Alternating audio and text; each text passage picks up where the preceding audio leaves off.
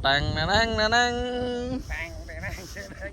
Kok gembeli ngono lho piye Mas? Teng neneng lihat gak sang edit kan. Rasa gitu.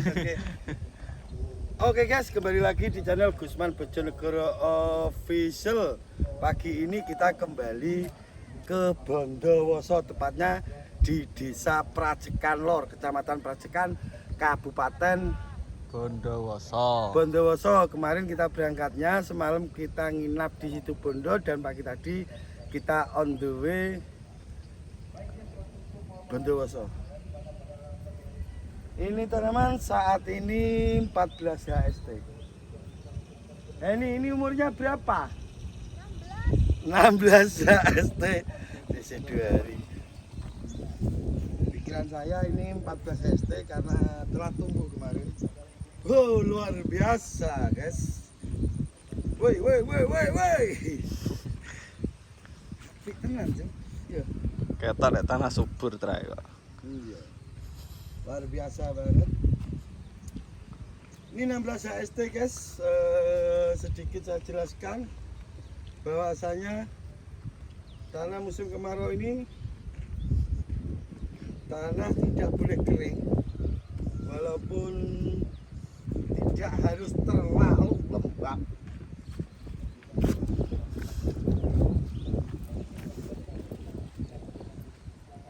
Ini habis disosrok.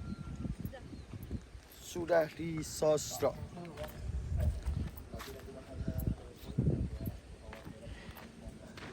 Sudah mulai ada serangan ulat, guys. Ada. Tadi ulatnya WA Mas Ucup katanya. Sudah mulai ada ulatnya. Tapi masih standar dalam batas wajar. Untuk ulat nanti kita akan bahas di konten utama. Yang jelas kemarin pas saya kesini saya keluhkan karena bedengannya kering, dan alhamdulillah sudah bisa teratasi. Luar biasa. Ada yang tanya kemarin kenapa dipagari dengan apa sih jenis? Wareng. Ora wareng, Cuk. Paranet. Paranet. Kenapa dilingkari paranet? Dan kenapa ini sampah masih ada, guys? Karena ikut Ini sampah masuk berbarengan dengan air. Dan nanti kita bilang ke paknya yang ngerawat bahwasanya sampah tidak boleh ada di dalam lahan, apapun alasannya. Ayo, kenapa dikasih paranet mubeng atau melingkar? Yang pertama biar ayam tidak masuk. Yang pertama. Yang kedua memang ngengat itu tidak bisa terbang tinggi, guys. Menurut yang punya. Nomor 3, kalau ada yang berniat kurang baik kan harus masuk. Yang jelas ayam tidak bisa masuk. Yang kedua memang ngengat itu terbangnya tidak bisa lebih dari 2 meter. Itulah alasannya. Terus ya masih. Dan tetap kita ingatkan ya Cipiot pada teman-teman, habis tanam di musim kemarau tidak boleh kering.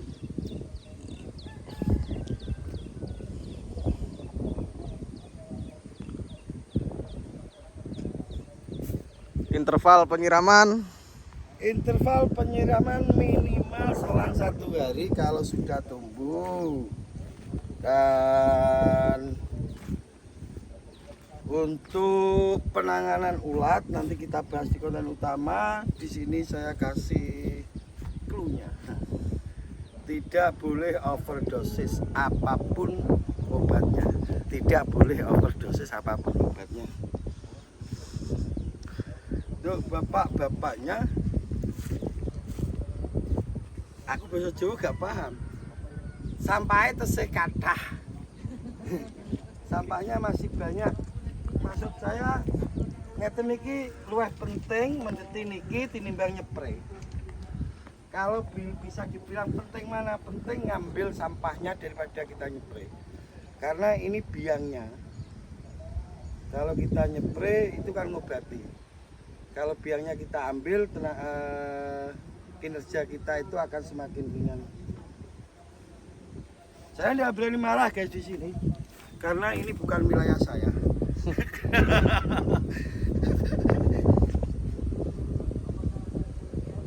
Karena kita itu bertani berkelanjutan. Jadi sampah tidak boleh ada, ngeten iki tidak boleh. Wong ngeten iki piye? Keluar dari area demi untuk kebaikan kedepannya. Karena jamur patogen itu bisa dibawa dari material ini guys. Jadi material yang tidak boleh masuk ke lahan kita itu plastik, terus apa softtek, Pokoknya plastik-plastikan. Pampers. Pampers tidak boleh, softtek tidak boleh masuk di lahan kita karena itu bisa mengakibatkan patogen. Patogen itu akan merugikan di lahan kita tanpa kita ketahui, karena jamur itu menyebar lewat spora, sementara spora itu kasat mata guys, kita tidak bisa melihat. Beda dengan kita ngobati hama ulat, ulatnya terlihat, tapi kalau spora itu tidak terlihat. Tiba-tiba tanaman kita ada yang layu, tiba-tiba tanaman kita ada yang ambruk, itu karena jamur, dan jamur itu menular lewat spora seperti itu.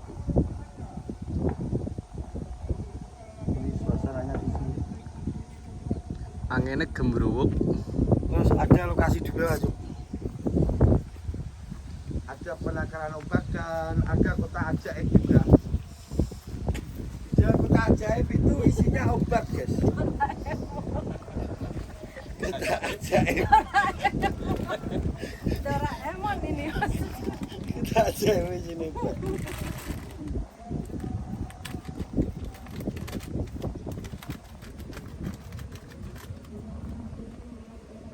Air juga harus steril. Air yang dibuat nyepre itu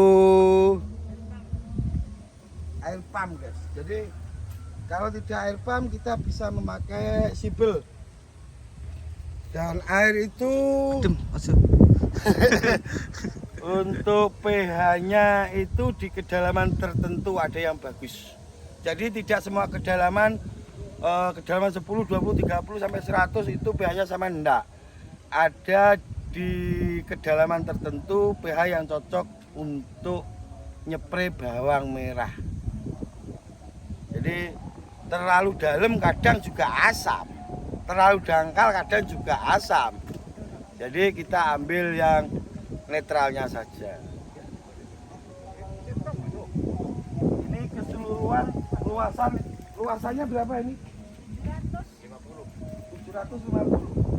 750 itu luasan 7.500 meter. Telung berapat hektar. 1 hektarnya kurang seperempat. Ya. Kalau 1 hektar itu 10.000, ini kurang lebih 7.500. Cuman orang sini bilangnya 750. 750 ru. Bukan. 750 Desian. Desian. Meter persegi. Oh, meter persegi ya, benar. Berarti 7.500 guys. Itu 1 hektarnya kurang seperempat. 1 hektar kan 10.000 meter persegi. Ya. Hektar ini kan 7.500 meter persegi. Jadi ini 3/4 hektar. 3/4 itu sama halnya ini 1 hektar kurang seperempat. Nah, gitu. Kan 3/4. 3/4. Karena seperempatnya itu 250, 250, 250. Ditambah 250 ini sudah menjadi 1 hektar. Jadi 3/4 itu sama halnya 1 hektar kurang seperempat. Nih kalau panen bagus, kalau 7.750 benihnya berapa? Sekitar 7 kintal. Enggak. Udah sampai? Yang barusan ini cuma 4 kuintal setengah. Semuanya. Iya. Ini sama ini. Iya. Beri labuan. Kecil. Oh benihnya. 4,5 kintal. Kalau saat ini ada di Situbondo yang benih katanya 7 kintal laku 200. Itu belum apa-apa guys. Yang laku 210 itu belum apa-apa. Ini benih 450 kilo. Nanti kalau ketemu tutulan 20.000, ini uangnya bisa mencapai 400 juta up. Roh Cuk, cara ngitung di 400 juta. 400 juta itu gini guys. 4 nolnya 2 Kali 8 pakai titik. 4 nolnya 2 pakai titik. Terus 0 0 0 titik. 0 0 0 titik. Nolnya berapa berarti? 8. 400. Bisa up. Monggo Pak, monggo.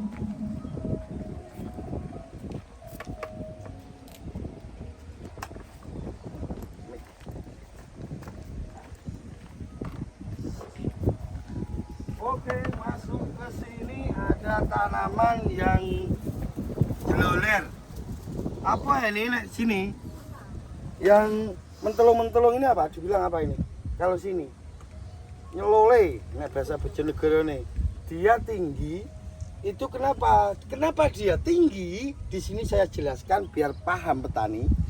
Dia tinggi karena dia mencari sinar matahari. Tanaman itu butuh fotosintesis. Yang tanam bawang merah itu di sampingnya ada pepohonan besar, pasti tanamannya akan tinggi tapi tidak akan berumbi. Kita lihat nanti kalau tanaman ini masih bisa berumbi normal seperti halnya yang di sampingnya, ya berarti memang sudah rezeki. Tapi insya Allah yang di samping sini tidak mungkin bisa besar umbinya. Karena tertutup oleh ini, dan musim kemarau itu sinar matahari cenderung dari utara.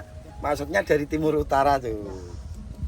Kalau musim penghujan dia tegak lurus dari timur. Ini dia nyari guys. Ini dia mau fotosintesis, dia nyari matahari itu di mana. Di mana?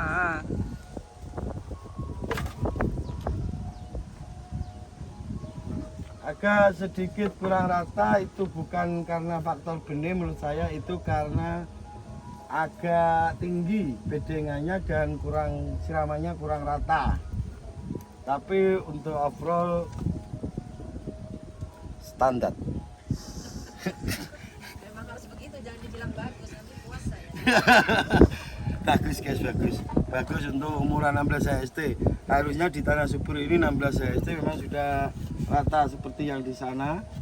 Ini ada yang cenderung masih kecil, ada yang sudah tinggi. Itu seperti yang kita bilang kemarin pas kita kesini, karena lahannya kering saya sempat khawatir, tapi alhamdulillah karena di lahan yang subur tanamannya saat ini sudah tumbuh rata. Sini Juk.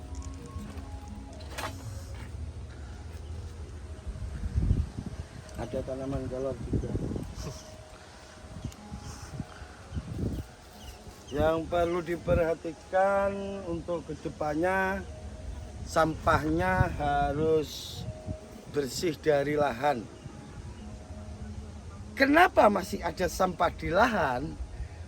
Karena kesibukan dari pekerjanya. Makanya nanti kita tekankan, sampah tidak boleh ada di lahan. Haram hukumnya sampah di dalam lahan. Haram aja. Tetap pada sukan kita berbagi, kita akan mengurangi bosan tuh beda. Baca akhir kalam, wabillahi taufik walhidayah. Assalamualaikum warahmatullahi wabarakatuh. Kita nanti lanjutkan perjalanan ke Bojonegoro karena kita juga akan sidak lahan. Agendanya ke Ngawi kalau tidak salah, diajak Sang Ono Tajugi ke Ngawi. Terus minggu depan kita akan ke Jakarta Timur, ke Bekasi. Untuk para petani yang ada di Bekasi, tunggu kedatangan tim Gusman Bojonegoro dan kru dari Tajuk G yang dionori oleh Mas Hendy GY. Aku tak musik gas. Gas.